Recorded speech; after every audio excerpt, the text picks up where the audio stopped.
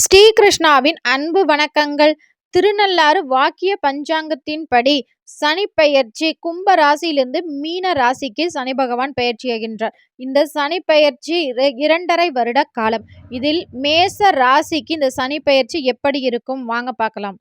சனி பகவான் உங்கள் ராசிக்கு 12ஆம் இடமான விரயஸ்தானத்தில் வருவதால் 7.5 சனியின் முதல் கட்டமாக தொடங்குகின்றது. ஐயோ 7.5 சனியா, ரொம்பவே கஷ்டத்தை கொடுப்பாரே அப்படிலாம் நினைச்சிங்கன்னா, பலர் இந்த நேரங்களில் செய்யக்கூடிய மிக மிக சூப்பரான ஒரு விஷயம் என்ன அப்படின்னு பார்த்தீங்கன்னா, இது விரய செலவு காலம் அப்படிங்கிறதுனால விரய செலவு நம்ம செய்யணும் அப்படின்னாலே நம்ம கைக்கு நிறைய பணம் வரணும். அப்படி பணம் நிறைய சேரும்போது அதை உங்களுக்கு ஒரு உபயோகமான பொருட்களாக தங்கத்திலோ நிலத்திலோ இல்லை வேற ஏதேனும் சொத்துக்களோ நீங்கள் முதலீடு செய்யும்போது கண்டிப்பாக அது உங்களுக்கு மட்டும் இல்லை, உங்களை அடுத்து வரக்கூடிய தலைமுறையினருக்குமே அந்த சொத்து ஒரு மிகப்பெரிய பயனுள்ளதாக உங்க பெயர் விளங்கக்கூடிய ஒரு வகையில இருக்கும். அதனால இந்த சனி பகவானின் பெயர்ச்சியை நினைச்சு மேசராசிக்காரர்கள் ஒருபோதும் பயப்படாதீர்கள்.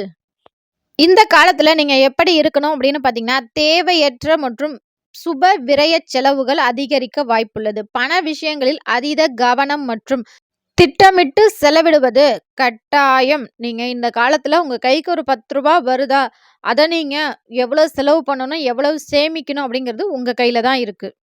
அப்ப தொழில்லாம் எப்படிங்க இருக்கும்? வேலையில் கூடுதல் பொறுப்புகள், பணி சுமைகள் ஏற்படலாம். இருப்பினும் இதுவரை தடைப்பட்டிருந்த ஊதிய உயர்வு, இடமாற்றம் அல்லது பதவி உயர்வுகள் கிடைக்கும் வாய்ப்பு அதிகமாகவே உள்ளது.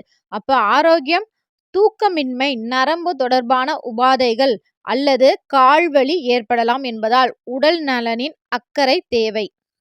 இந்த சனி பெயர்ச்சியில் இந்த 2.5 வருட காலம் கட்டாயம் இந்த ஒரு விஷயத்துல நீங்க கவனமா இருக்கணும். அது என்ன அப்படின்னு பாத்தீங்கன்னா, பேச்சில் நிதானத்தை கடைபிடிப்பது உறவுகளில் விரிசல் ஏற்படாமல் தவிர்க்க உதவும். கணவன் மனைவியிடையே விட்டு கொடுத்து செல்ல வேண்டும். தேவையற்ற சகவாசங்களை தவிர்ப்பது நல்லது.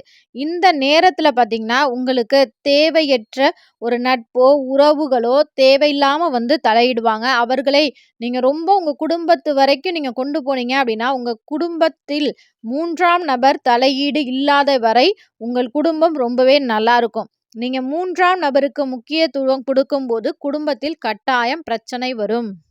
இந்த சனி பெயர்ச்சியின் மூலம் சனி பகவான் உங்களுக்கு 70% நல்ல பலன்களையும் 30% சற்று கடினமான பலன்களையும் தர காத்திருக்கின்றார்.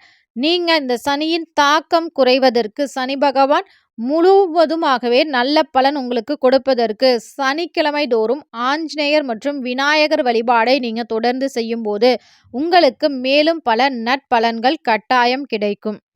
இந்த வீடியோ பார்க்குற மேசராசிக்காரர்கள் உங்கள் வாழ்க்கையிலும் அனைத்து நல்லதுகள் மட்டுமே நடக்க வேண்டும் என என்னுடைய முருகனை நான் மனதார வேண்டிக் கொள்கிறேன்.